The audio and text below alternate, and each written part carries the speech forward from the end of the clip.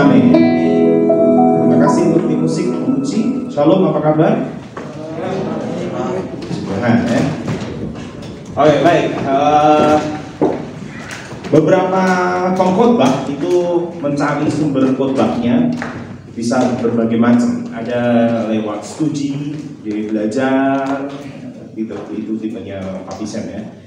Belajar seharian, buka sana, buka sini, sumber sana, sumber sini. Ada tipe pengkhotbah yang saya temui juga, dia suka jalan-jalan, duduk di warung, nongkrong, terus kemudian mengikuti percakapan dari tukang ojek, dari super bis dan sebagainya. Dari percakapan itu muncul ide-ide khotbah.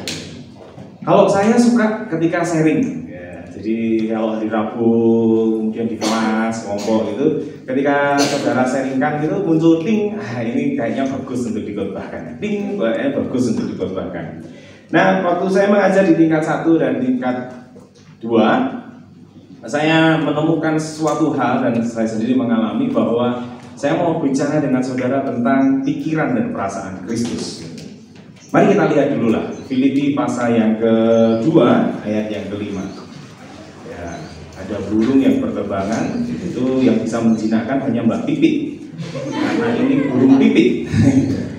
Apakah ini yang saya tangkap kemarin, masukkan keranjang? Saya tidak tahu. Biarkan dia terbang, nggak apa-apa. Oke, yang sudah ketemu, mari kita baca bersama-sama. Kita bangkit berdiri karena satu ayat saja kita akan renungkan pagi hari ini. Temanya hanya ini aja, pikiran dan perasaan Kristus. Filipi pasal yang kedua ayat yang kelima. Yang sudah ketemu katakan amin.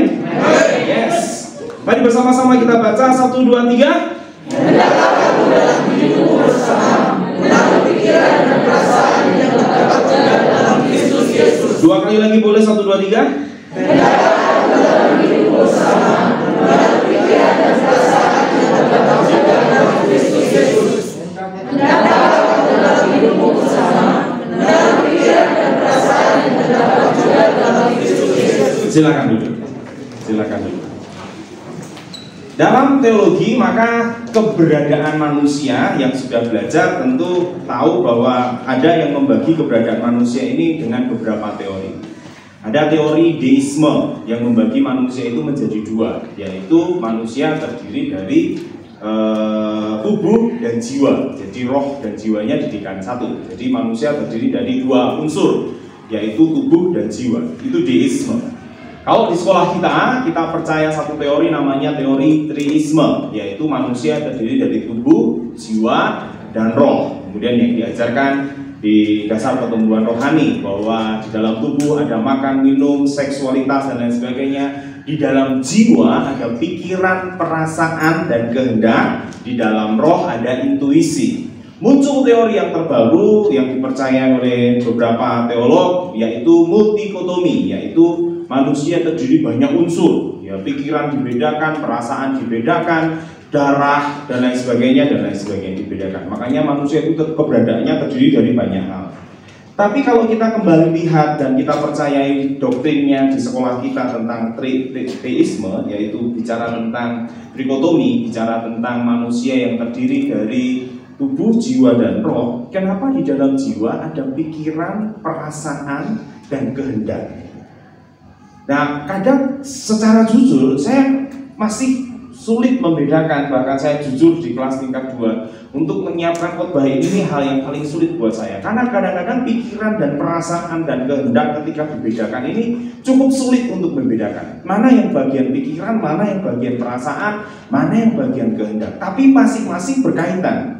Pikiran tidak bisa dipisahkan dengan perasaan, pikiran dan perasaan tidak bisa dipisahkan dengan kehendak. Karena pikiran sangat mempengaruhi kehendak kita, perasaan kita sangat mempengaruhi apa yang menjadi tindakan kita, perasaan kita dipengaruhi oleh pikiran kita. Dia bulat begitu saja. Jadi itu yang membuat saya bingung. Tapi kemudian saya mencoba belajar dan saya menemukan hal yang saya anggap ini hal yang sederhana buat kita.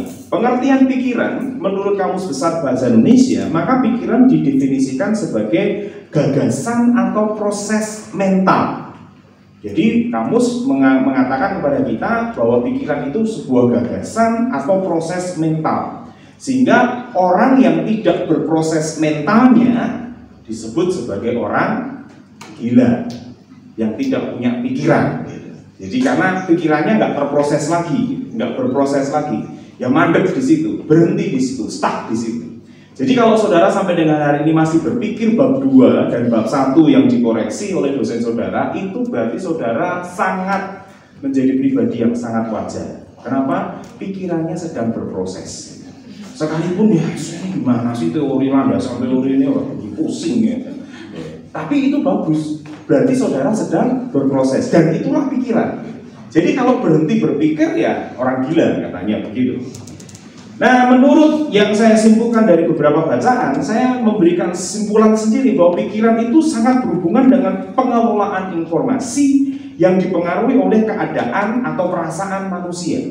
Jadi apa yang saudara terima, yang saudara lihat, yang saudara rasa, itu sangat mempengaruhi pikiran saudara. Itu menurut saya. Dan kemudian dikelola oleh saudara sendiri, baik itu secara batiniah saudara maupun dipengaruhi oleh orang lain dan lain sebagainya. Itu pikiran. Yang terakhir yang saya catat bahwa pikiran ternyata menjadi pusat peperangan manusia yang berpengaruh kepada keputusan atau tindakan manusia. Jadi pusat pertempuran manusia. Makanya dalam falsafah Cina, 10 besar musuh manusia nomor 1 adalah pikiran. Itu menurut falsafahnya orang Cina. 10 besar musuhnya orang manusia adalah diri sendiri, yaitu yang pertama pikirannya. Karena ternyata pikiran itu sangat menentukan proses keadaan perasaan kita dan tindakan kita. Itu kalau kita bicara mengenai pikiran. Lalu mari kita lihat, karena supaya kita mengerti pikiran dan perasaan, pikiran kurang lebih begitu sederhananya. Yang berikutnya kita bicara mengenai perasaan. Nah, ini dia perasaan. Perasaan ini ternyata yang saya baca dari beberapa buku dan saya simpulkan, sebenarnya perasaan itu sifatnya subjektif. Yang saya maksudkan subjektif, misalkan begini, kita baru pertama kali ketemu dengan orang, ringosen tebal, alisnya tebal, gitu kan. Terus kemudian kita akan berkata, wah, ini pasti orangnya galak sekali ini. Waktu kita sapa, selamat pagi om, yuk, ya kemana-mana. Perasaan kita langsung berubah. Yang awal kita punya perasaan ini orang galak, ini orang tegas, tapi waktu lihat keadaannya, perasaan secepat kilat akan berubah. Ternyata perasaan itu sangat subjektif. Contoh beberapa juga, kan?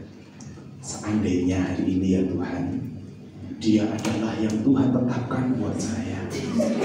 Saya berdoa supaya hari ini Dia memakai baju warna merah yang berkancing dan ada bunga-bunganya. Kita keluar dari ruang makan, lihat, ya Tuhan, memang Dia. Perasaan kita subjektif. Padahal orang itu nggak pernah tertarik sama kita. Kita hanya berpikir aja, gitu. Kita hanya berperasaan aja, gitu kan. Kalau dia pakai baju merah hari ini, berarti dia jodoh daripada Tuhan. Gitu. Nah, beberapa yang saya temukan, ya saya berpikir orang Jawa itu filsafahnya ada benarnya, tapi juga harus ada yang harus diteliti ya. Orang Jawa punya filsafah waiting tresno jalaran saka kulino. Ya. Waiting, ada unsur waktu. Jadi waktu kalian 15 orang di tingkat 1, kita waktu ketemu dia lagi ya gitu. Di tingkat 2 yang jumlahnya hanya puluhan orang, tingkat 3 dan tingkat 4, waktu ingatlah pertama kali waktu kita pertama kali ketemu. Lebih baik dari yang di luar sana. Ketemu 3 bulan, apa yang terjadi? Waktu lihat main volley, cara smashnya, perasaan kita langsung ya jangan-jangan orang yang ditentukan Tuhan buat saya, yang kita anggap jelek, yang kita anggap biasa, yang kita anggap ya normatif lah gitu kan. Dalam 3 bulan waiting tresno jalanan suka kulino tadi ya, karena tiap hari ketemu, tiap hari berjumpa, tiap hari ya lagi begitu di olahraga dan sebagainya, muncul namanya perasaan. Tapi perasaan itu belum tentu benar masalahnya. Perasaannya saudara itu ya benar hari itu saudara senang, saudara dalam bahasa cinta itu apa? Glowing apa itu? Bukan glowing. Masih sedang apa namanya? Kasmaran dan sebagainya. Itu tidak salah. Tapi perasaanmu kepada orang itu ternyata ada unsur subjektivitas. Sangat subjektif sifatnya, belum tentu objektif. Loh, tapi mas, kenapa kita disuruh memiliki pikiran dan perasaan Kristus? Kalau kita tahu bahwa perasaan dan pikirannya manusia itu berubah-ubah, kenapa kita diharuskan seperti Kristus yang pada waktu itu sudah manusia? Justru itu Tuhan mau. Charlie yang meneliti tentang pikiran dan perasaan, dia bilang di tahun 1972 mendefinisikan tentang perasaan yaitu tentang state atau keadaan, di mana keadaan ini sangat dipengaruhi oleh emosional manusia, yang emosionalnya itu dipengaruhi oleh faktor eksternal dan faktor internal. Faktor eksternal kita sudah mengerti tadi ya, dilihat, yang dirasakan, yang mempengaruhi di luar sana. Ketika seseorang marah, ketika seseorang cemberut, ketika seseorang sedih, kita juga ikut melihatnya. Kemudian kita merasakan hal yang sama karena dipengaruhi oleh faktor eksternal. Tapi ada juga faktor internal. Nggak tahu tiba-tiba saudara bisa duduk diam, terus berpikir dan kemudian merasa, wah seandainya Tuhan yang saudara-saudara kami yang hari ini kena banjir, malam hari ini dia tidak ada kasur, tidak ada, tiba-tiba saudara nangis. Itu perasaan saudara yang bekerja, yang dipengaruhi oleh faktor internalnya saudara, tidak dipengaruhi oleh eksternalnya saudara. Tiba-tiba saudara merasa sedih sendiri, nggak tahu gitu kan. Terus kemudian istilahnya, hari ini kayaknya saya malas berbicara, hari ini saya malas untuk berbuat sesuatu. Itu muncul dalam kehidupan saudara dan itu mempengaruhi saudara. Sehingga kemudian saudara dikatakan oleh teman-teman saudara, sudahlah, semuanya itu jangan baper, bawa perasaan. Ya tapi memang perasaan itu ada, perasaan itu nyata. Sehingga kemudian muncul yang sangat ada di beberapa media sosial yang namanya emoticon. Emoticon di Facebook, emoticon di WhatsApp, emoticon di beberapa media sosial yang lain, itu karena dipengaruhi oleh bahwa manusia itu punya perasaan, perasaan senang, perasaan sedih, perasaan takut. Ada emoticonnya tersendiri-sendiri dan itu puluhan emoticon. Rasanya mau muntah, rasanya mau rasanya itu perasaan yang dipengaruhi melalui faktor emosi yang dipengaruhi oleh eksternal dan internal. Sekarang mari kita lihat tentang Filipi pasal 2 ayat yang kelima. Saya baca ulang buat Bapak Ibu Saudara. Filipi pasal 2 ayat yang 5 berkata, hendaklah kamu dalam hidupmu bersama menaruh pikiran dan perasaan yang terdapat juga dalam Kristus Yesus. Kita mengerti bahwa Yesus adalah manusia. Kita mengerti bahwa Yesus diciptakan sama seperti kita. Kita mengerti bahwa Yesus juga punya perasaan. Kita mengerti bahwa Yesus punya pikiran. Dan boleh saya katakan, pikiran dan perasaan Yesus sebagai manusia adalah pikiran dan perasaan yang sempurna. Sehingga kemudian berkali-kali saya mengajar di kelas, Roma pasal 8 ayat 29 menjadi sebuah destiny, menjadi sebuah takdir buat siapa saja yang mau mengikuti Yesus. Bahwa kita telah dipanggil, kita telah dipilih, kita telah ditentukan untuk menjadi gambaran seperti anaknya yang sulung. Itu menjadi takdir kita, itu menjadi destiny kita. Sehingga kita punya pikiran, kita punya perasaan yang bisa berubah-berubah, yang kemudian orang mengatakan ada bad mood, ada good mood, dan lain sebagainya. Ayo supaya tidak good mood, tidak bad mood saja, supaya terus stabil, hendaklah, ayat yang kelima tadi, kamu dalam hidupmu bersama menaruh pikiran dan perasaan yang terdapat juga dalam Kristus Yesus. Jadi kita harus taruh pikiran kita harus menaruh perasaan kita seperti Kristus. Sebab definisi awal tentang pikiran tadi, kalau kita tidak memiliki pikiran Kristus, pikiran adalah pusat pertempuran yang terjadi dalam diri manusia. Dan pikiran, kalau kita sudah mengerti dalam pelajaran karakter itu dimulai dari apa yang saudara pikirkan, apa yang saudara katakan, apa yang saudara lakukan, apa yang menjadi kebiasaan yang saudara lakukan, dan timbullah karakter. Jadi ternyata pikiran itu sangat menentukan, sangat berpengaruh. Jika kemudian bagaimana kita memiliki pikiran dan perasaan seperti Kristus, mari kita lihat Roma pasal 12 ayat yang pertama sampai ayat yang kedua, ayat yang tidak asing buat kita. Saya baca buat Bapak Ibu Saudara.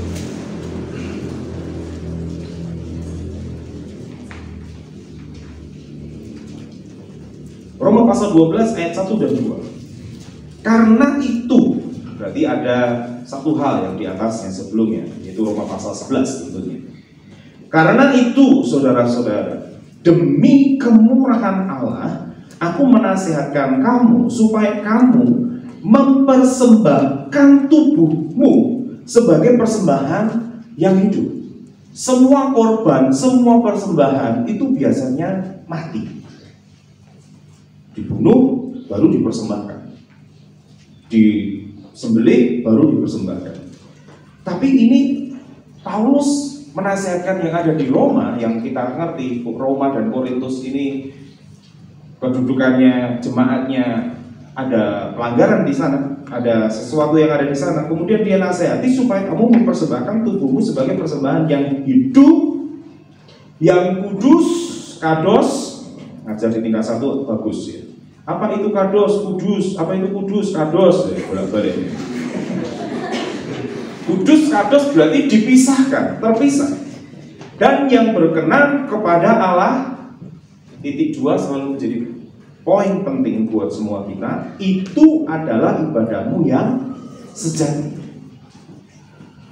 Jadi sebelum masuk jiwa, ternyata persembahan tubuh sebagai persembahan yang hidup itu menjadi hal yang penting untuk kita akan memiliki perasaan dan pikiran seperti Kristus. Baru yang kedua, ayat yang kedua, janganlah kamu menjadi serupa dengan dunia ini. Ini menegaskan ayat yang pertama. Untuk tidak menjadi serupa dengan dunia ini, itu seperti mempersembahkan satu persembahan yang hidup. Gak enak. Karena selalu pikirannya begini, kenapa dunia boleh, aku gak boleh. Jadi kita masih hidup masalahnya. Kalau kita mati sekalian, orang mau lakukan apa aja, kita udah mati. Kita gak peduli lagi, mati perasaan, mati apa segala macam. Janganlah kamu menjadi serupa dengan dunia ini. Dunia boleh, kenapa aku gak boleh? Itu menyakitkan. Itu melukai perasaan kita. Itu mengganggu pikiran kita. Kenapa secara umum boleh? Saya selalu bilang saya nggak setuju ketika di wanita bijak atau di pria sejati, khususnya di pria sejati, beberapa kali saya ikut seminarnya, selalu mengatakan begini, semua laki-laki itu pasti pernah berpikir porno, dan survei membuktikan 98, 99, sekian mereka berpikir porno. Saya bilang saya nggak setuju. Kalau disamaratakan secara umum, semua laki-laki secara umum begitu, tapi kita nggak boleh. Betul tidak? Halo laki-laki. Dan itu menyakitkan kan? Karena di sana boleh, aku nggak boleh. Tubuh yang hidup, persembahan tubuh yang hidup. Janganlah kamu menjadi serupa dengan dunia ini, tetapi berubahlah oleh pembaharuan budimu. Kata yang sering kalian saudara dengar adalah kata metanoia yang muncul di sana, sehingga kamu dapat membedakan manakah kehendak Allah, apa yang baik, yang berkenan kepada Allah dan yang sempurna. Sehingga kemudian saya menghimbau di tingkat 1 dalam pembentukan karakter yang baru saya ampuh. Di awal kelas saya mengatakan kepada mereka, bikin struktur bangunan rohanimu yang akan kalian bangun. Komitmenmu apa? Tulis. Saking pentingnya hal ini, perlu ditulis, perlu didoakan, dan tidak boleh hilang. Sebab kalau hilang, kita sudah sepakat, nilai langsung C. Jadi mau ujiannya A, tugasnya A, hilang satu komitmen itu langsung C. Itu kesepakatan. Kenapa? Ya itu penting. Kenapa itu penting? Karena kalau tidak ada sebuah komitmen yang kuat, kalau tidak ada sebuah keputusan yang kuat terhadap pikiran kita nggak akan pernah menaruh pikiran kita sama seperti Kristus. Nggak akan pernah. Oh, kita nggak ngerti apa yang kita ubah. Kita nggak tahu apa yang ada di dalam pikiran kita yang mau kita rencanakan untuk berubah. Kita nggak ngerti. Sehingga kita nggak akan pernah menjadi seperti anak Allah itu, seperti Kristus itu. Sehingga saya selalu menekankan, bikin jurnal, tetapkan di sana, tulis di sana kegiatan kerohanian kita, supaya kita terus punya tujuan. Makanya saya selalu bilang di kantor saya itu selalu ada catatan per tanggal kecuali Sabtu dan Minggu. Karena Sabtu dan Minggu pasti saya lakukan di rumah. Kecuali itu, saudara akan menemukan di kantor saya catatan apa aja yang saya mau kerjakan sepanjang hari itu dan apa saja yang akan saya ingin lakukan. Sebab saya tahu, saya manusia biasa, saya manusia yang lemah, saya perlu mencatat. Ketika saya catat, saya ngerti goalnya apa. Seringkali manusia hanya berpikir dan merasa, oh, hari ini saya mau punya komitmen untuk mengubah hidup saya. Saya berkomitmen selama 1 bulan ini minimal saya akan berpuasa mencari Tuhan 4 kali dalam 1 bulan. Terpikir, terperasaan kita, tapi nggak pernah tercatat, tidak pernah tertulis dalam hidup saudara. Apa yang terjadi? Kadang-kadang lupa dengan komitmen saudara. Sehingga taruhlah pikiran Kristus itu supaya kita tahu kehendak Allah, supaya kita mengerti mana yang baik, mana yang berasal daripada Allah, mana yang sempurna. Itu bergantung pada pikiran kita ternyata. Kalau saudara tidak pernah atau sama sekali tidak pernah punya komitmen untuk mengubah pikiran saudara progresnya akan seperti itu saja, tidak akan pernah berubah, muternya cuma di situ saja. Tapi kalau kita taruh pikiran Kristus, kita catat, kita punya komitmen yang kuat, kita hidupi pikiran kita, tulis jurnal itu. Tulis dalam catatan pribadi saudara yang tidak perlu kadang-kadang diekspos dalam media sosial. Tulis aja buat dirimu sendiri. Supaya ketika saudara tulis dengan sendiri, saudara berubah biar orang lain yang mengatakannya. Jangan kita sendiri yang mengatakannya. Mas, ya, Mas Anton kan tahu kan kalau saya ini orang baik. Saya ini orang rajin ya Mas. Iya. Masa beberapa staf memandang saya kurang rajin? Jangan nilainya diri dulu. Mas tahu nggak kalau saya di sekolah ini paling pintar? Iya. IP saya tuh Mas tertinggi Mas 2 semester ini. Iya. Masa saya masih juga agak bodoh sama dosen yang satu itu? Itu kita sendiri yang merasa. Karena ternyata saya selalu berkata, kenapa Yesus memerintahkan kita berbuah dan tidak berhasil? Lebih menekankan berbuah. Ini pernah saya sharingkan dulu. Karena ketika kita berbuah, pada dasarnya buah apapun tidak pernah dinikmati oleh pohonnya. Buah itu selalu dinikmati oleh orang lain. Buah apel yang ada di belakang sana yang belum berbuah, ketika nanti berbuah yang menikmati pasti orang-orang Karmel. Kalau tidak ketahuan, karena ada buah apel di sana, buah pepaya, buah cabai yang menggoda di perjalanan, ya. Sambil memetik dan berlari. Yes, hari ini makan pedas. Cabai nggak pernah menikmati pohonnya, selalu orang lain menikmati. Buah itu dihasilkan dari pikiran dan perasaan yang terus berubah ke arah Kristus. Ada yang menarik ketika kemarin belajar SGI. Saya berkata tentang penderitaan. Lalu ada satu orang berkata, kalau begitu penderitaan kita ini seumur hidup kita dong Mas. Karena penderitaan itu identik dengan gereja. Saya berkata, sama seperti proses karakter itu seumur hidup, sangat identik penderitaan itu melekat dalam kehidupan kita. Selama saudara belum mati, saudara masih hidup, berarti saudara masih identik untuk merubah karakter saudara masih dekat dengan yang namanya penderitaan. Karena penderitaan itu bukan sekedar fisik Seperti yang kita bilang tadi, kenapa dia boleh dan kita tidak boleh, itu kita menderita. Kita sedang mempersembahkan tubuh yang hidup, bukan yang mati. Ada sesuatu yang diambil dalam kehidupan kita, ada sesuatu yang dikorbankan dalam kehidupan kita, tapi itu berdampak. Dampaknya adalah saudara berbuah. Masalahnya buah tidak pernah saudara nikmati lagi, tapi orang lain yang menikmati. Jadi fokusnya selalu orang lain, fokusnya selalu orang lain, fokusnya selalu orang lain. Dalam pikiran untuk supaya saudara mengerti orang lain, saudara harus menaruh pikiran saudara, perasaan saudara seperti Kristus. Makanya kemudian ada pembicaraan entah di asrama atau di tempat yang lain. Tolonglah sekali-sekali ngerti dong perasaanku. Nggak ada diajarkan dalam Alkitab. Nggak ada satupun untuk kita dimengerti, nggak ada. Alkitab selalu mengajarkan, mengertilah perasaan orang lain. Kan saya dituntut untuk mengerti perasaannya dia, tapi sekali-sekali dong tolong dia itu mengerti perasaan saya. Nggak ada di Alkitab kita. Nggak ada. Alkitab kita hanya mengajarkan ngertilah perasaan orang lain, itu aja. Ngerti perasaan orang lain, dan itu sama menyakitkan, sangat menyakitkan. Tolonglah ngerti perasaanku, itu baju sudah rapi, sudah dicuci bersih, masa dibuang di tempat sampah, please deh kakak-kakak staff.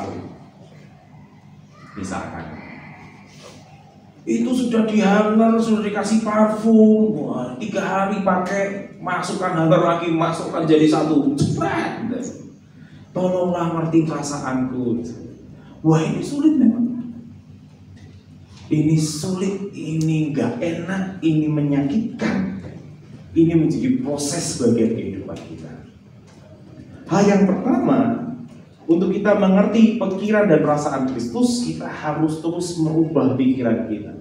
Dan saya selalu setuju dengan Yohanes dan yang dikhotbahkan beberapa hamba Tuhan di tempat ini.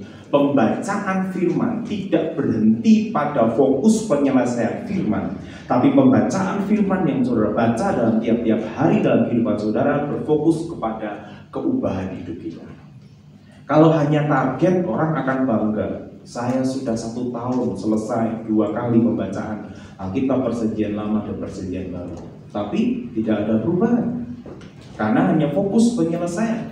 Hanya fokus membaca saja, tapi tidak pernah mengubah. Tapi saya percaya Yohanes bahwa firman itu yang memerdekakan, dan saya aminkan, yes. Oleh sebab itu di antara saudara ketika membaca Mazmur, ketika membaca Amsal, atau ketika membaca kitab yang lain, ketika saudara seolah-olah bercakap-cakap secara pribadi di situ, kemudian muncul yang namanya rema yang sering kita dengar, tiba-tiba saudara merasa diberkati sendiri, saudara menitikkan air mata, saudara bersyukur kepada Tuhan, dan kemudian saudara pasti diubahkan. Apakah tangisan menjadi satu-satunya tanda untuk orang itu dilembutkan hatinya? Saya berkata tidak.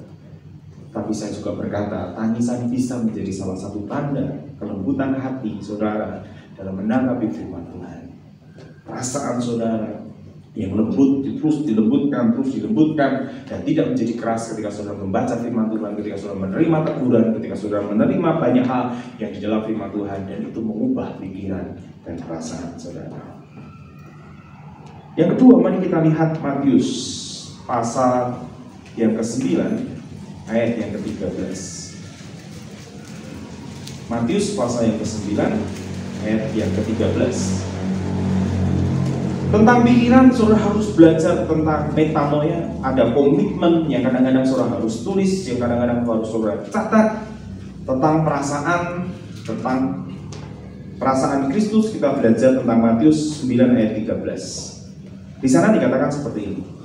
Jadi, pergilah dan pelajarilah arti firman ini yang ku kehendaki. Ingat, kehendak ini berkaitan dengan perasaan dan pikiran kita. Yang ku kehendaki ialah belas kasihan dan bukan persembahan. Karena aku datang bukan untuk memanggil orang benar, melainkan orang berdosa. Salah satu perasaan yang dinyatakan berkali-kali dalam Alkitab yaitu perasaan Kristus bicara mengenai belas kasihan. Belas kasihan. Dan kalau kita perhatikan, hampir semua yang tercatat di dalam Alkitab tentang perasaan belas kasihan Yesus, belas kasihan selalu menjadi tanda awal untuk kita melihat perkara-perkara yang besar bersama dengan Allah. Saya ulang lagi. Belas kasihan, perasaan belas kasihan adalah awal untuk kita melihat perkara-perkara yang besar yang akan dinyatakan Allah bagi kita. Entah tahun 95 atau 96, saya kurang mengerti tepatnya, tapi yang jelas pelaksanaan tahun 98 ketika Pak Sem Sokota datang ke perintis-perintis, mereka bertemu dengan para alumni di Kalimantan Barat. Ketika mereka bertemu dengan alumni cerita begitu banyak hal tentang anak-anak orang Dayak yang terserah agamanya mereka, yang penting mereka bisa sekolah. Mau agamanya mereka Islam, mau mereka agamanya Katolik, mau mereka agamanya apa saja, saya nggak peduli lagi, yang penting mereka sekolah saja.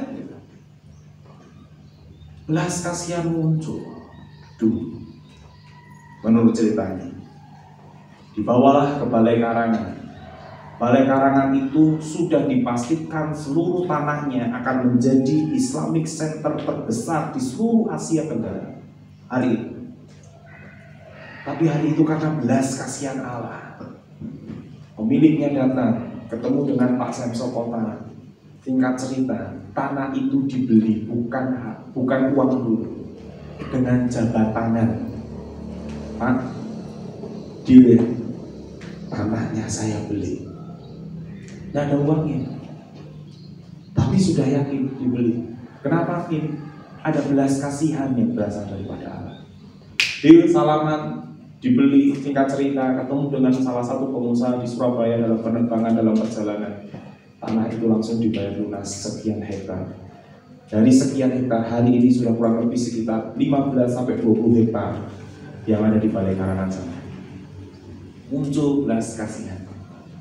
Diawali dari belas kasihan, selalu ada perkara-perkara besar. Melihat orang banyak itu, muncullah belas kasihan Yesus. Lalu terjadilah mukjizat, 5 roti 2 ikan. Maka masgullah hati Yesus ketika melihat Maria menangis karena saudaranya Lazarus meninggal dunia. Sudah 3 hari, sudah dikatakan pasti busuk, tapi belas kasihan muncul perkara-perkara besar, dan kemudian Lazarus dibangkitkan. Belas kasihan yang seperti ini yang harus kita punya, saudara. Dan belas kasihan, catatan saya, tidak berhenti di perasaan kita, tapi harus terwujud dalam suatu tindakan nyata. Karena kalau belas kasihan hanya berhenti di perasaan kita, aduh kasihan ya, dan kita tidak melakukan apa-apa, tidak akan terjadi apa-apa. Tapi ketika ada belas kasihan yang muncul, dan itu tidak hanya sampai di perasaan kita, tapi kita wujudkan, perkara besar pasti terjadi. Petrus, emas dan perak aku tidak punya. Lihat belas kasihan orang itu, tapi demi nama Yesus, jalan. 1 minggu ini sudah saya berkali-kali di WA sama Bapak Fendi Komering yang ada di atas sana. Mas Santo tulus dukung dalam doa. Temu orang yang pakai busana keagamaan, diinjili, didoakan, ketemu Yesus. Dia datang ke pertanian, ke kebunan, baru masuk diajak bicara, duduk dan diinjili dan terima Yesus. Kenapa? Karena dia sempat hampir mati menurut ceritanya dalam kecelakaan kendaraan itu. Dua-duanya itu sudah terbang, menurut kesaksiannya dia ya. Ini sudah terbang nih. Tapi waktu si Pak Fendi ini lihat jemaatnya, dia minta sama Tuhan, jangan dulu. Biar aku tiap hari menginjil, biar aku tiap hari punya belas kasihan buat jiwa-jiwa itu, biar aku turun lagi, biar aku pulang lagi.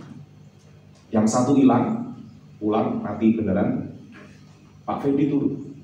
menurut ceritanya. Dan dia koma, memang sudah koma. Kami juga besok Pak Fendi pada waktu itu dioperasi beberapa banyak, ada sekian patah dan hidup hari ini. Dan dia betul-betul hidupi. Semua penginjilan-penginjilan yang dilakukan itu bukan karena dia punya sekedar karunia penginjilan, bukan. Tapi ada satu belas kasihan yang muncul dalam kehidupannya. Karena belas kasihan itu membuat dia sangat berani memberitakan Injil. Perkara-perkara besar dinyatakan di sana. Belas kasihan selalu menjadi awal untuk kita melihat perkara yang besar. Oleh sebab itu saya menasehati buat mereka yang sudah punya beban, buat mereka yang sudah punya belas kasihan Allah, tapi masih meragukan. Contoh, satu orang datang kepada saya nanti Mas kalau boleh lulus, saya akan ada di pedalaman. Saya mau membangun panti asuhan, saya akan mendidik, menyekolahkan anak-anak asli yang di daerah itu. Tapi kalau boleh, saya tak kerja dulu. Saya bilang, tidak usah kerja. Karena di pikiranmu, kamu ini bekerja, kamu punya duit, baru kamu ada di pedalaman dan menghidupi dengan uangmu. Bukan itu cara Tuhan. Kalau sudah muncul belas kasihan, kalau sudah muncul perasaan yang tetap yang Tuhan taruh dalam kehidupan kita, pergi saja. Karena Tuhan bisa atur segala-galanya. Saya masih terheran-heran dengan satu orang yang sampai dengan hari ini menjadi berkat buat saya, tapi masih terheran-heran dengan satu alumni, saya sebut namanya di Facebook, saudara boleh cari. Namanya Eva Maria Tamba. Dari sejak awal, Mas, saya nggak lulus SMA, saya mau berhenti sekolah di sekolah teologi satu tahun atau 2 tahun saja. Terus saya mau ikut penginjilan, Mas. Kenapa? Saya terbeban dengan jiwa-jiwa. Ini lucu, kami ini kan beberapa minggu belajar bahasa Inggris ya. Jadi kalau kita para misionari ini kan kadang-kadang harus bisa ngerti bahasa Inggris. Jadi berkali-kali belajar bahasa Inggris ya bikin kami ya cuma Eva Maria tambahin. Sampai dengan hari ini sejak lulus dia diutus ke Riau menjadi satu tim namanya tim Sakura. Sampai dengan hari ini dari lulus dia masih bertahan di situ untuk jiwa-jiwa. Dan melayaninya unik, dia jualan plastik, bungkus plastik es, bungkus plastik kiloan, plastik di Riau sana. Dia jualan, ketemu, tanya alamat rumahnya mana dan sebagainya, diskusi. Nanti sore boleh enggak saya datang ke rumahmu? Oh silakan. Dia datang, dia cerita tentang Yesus, dia nggak takut sama sekali. Karena belas kasihan selalu ada perkara-perkara yang besar.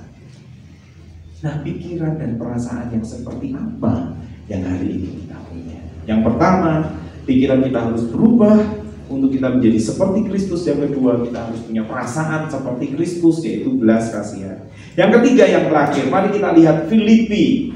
Kita lihat konteksnya. Ayat yang pertama sampai ayat yang keempat. Ayat yang pertama, ayat yang keempat. Bagaimana kita memiliki pikiran dan perasaan seperti Kristus? Filipi pasal 2 ayat yang pertama sampai ayat yang keempat. Saya baca buat kita semua. Jadi karena dalam Kristus. Jadi kalau saudara sudah di dalam Kristus, maka pikiran dan perasaan kita selalu ada nasihat. Pikiranmu bisa menimbulkan sebuah nasihat buat orang lain.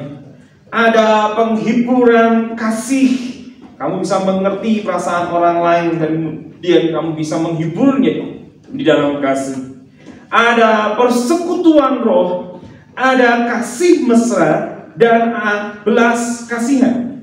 Karena itu sempurnakanlah sukacitaku dengan ini. Hendaklah kamu sehati, sepikir, dalam satu kasih, satu jiwa, satu tujuan, dengan tidak mencari kepentingan sendiri atau puji-pujian yang sia-sia. Sebaliknya, hendaklah dengan rendah hati yang seorang menganggap yang lain lebih utama daripada dirinya sendiri. Dan janganlah tiap-tiap orang hanya memperhatikan kepentingannya sendiri, tetapi kepentingan orang lain juga. Wah, ini berat. Saya harus ngomong untuk diri saya sendiri, susah, berat. Tapi ini firman Tuhan yang harus saya jalani. Kita berkali-kali menuntut orang lain, ngerti dong perasaanku, tapi nggak ada satu ayat pendukung pun yang mengatakan itu buat kita. Ayatnya hanya selalu mengatakan, ngertilah perasaan orang lain. Ya memang kita sakit, kita nggak dimengerti, tapi kita dituntut untuk mengerti perasaan orang lain. Itu yang dikatakan persembahkanlah sebagai persembahan yang hidup. Gak enak. Ngerti terus perasaan orang lain, lagi orang lain nggak ngerti perasaan kita. Sampai kapan? Sampai waktu membuktikan. Waktu membuktikan. Tingkat 2, ada 3 jenis waktu yang harusnya satu itu dianggap jahat, tapi sebenarnya tidak boleh dianggap jahat, yang dinamakan kronos. Ada 3 jenis waktu, ada kronos, ada kairos, ada aion. Kronos itu memang memiliki pengertian kronologi, urut-urutan waktu, satu peristiwa yang terus kita lakukan hari-harian dalam kehidupan kita menurut detik, menit, jam, hari yang ada pada kita. Tapi ketika kita bisa menaklukkan kronos dalam kehidupan kita, maka kita akan menemukan kairosnya Tuhan. Waktu kita menemukan kairosnya Tuhan, apapun yang kita lakukan bersama dengan Tuhan, selalu ada aion bersama dengan Tuhan. Kronos, pergunakanlah waktu-waktu ini, karena waktu-waktu ini adalah jahat. Itu kronos, betul. Makanya suruh mempergunakan dengan baik. Makanya suruh menaklukkan kronos itu dengan baik. Makanya dalam budaya Yunani, kronos adalah bapaknya para segala dewa yang ada di Yunani. Yang jahat, yang kejam, yang luar biasa. Tapi harus ditaklukkan. Siapa yang menaklukkan? Kita sendiri. Karena kronos itu terus berjalan, tidak bisa kita hentikan, tapi kita bisa atur, bisa kita kelola, sampai kita menemukan kairosnya Tuhan. Dan dalam hal kita bersama-sama dengan Tuhan, kita selalu menemukan aion, waktu kekalan bersama dengan Tuhan. Pikiran dan perasaan Kristus harus terjadi dalam kehidupan kita, tidak terjadi dalam satu hari, tidak terjadi dalam 1 tahun saudara belajar, tidak terjadi dalam 4 tahun saudara selesai di tempat ini. Saya dulu berkata, saya sudah cerita ini di kelas, puji Tuhan 4 tahun selesai, akan dikirim ke Bali, tidak ketemu orang Batak lagi, puji Tuhan, nggak ada yang proses saya. Genap 6 bulan di Bali, 1 kamar dengan orang Batak, dan tidak boleh selesai, harus terus berproses. Tuhan itu sangat baik. Sampai kita ditemukan memiliki pikiran dan perasaan seperti Kristus. Hal yang paling bisa kita buktikan waktu kita sudah tidak mementingkan diri lagi, tapi kita mulai memperhatikan kepentingan orang lain.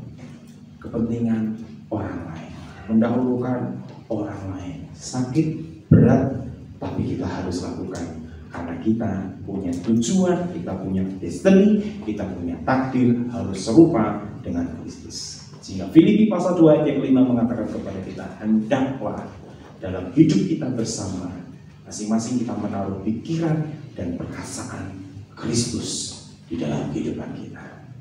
Mari kita berdoa.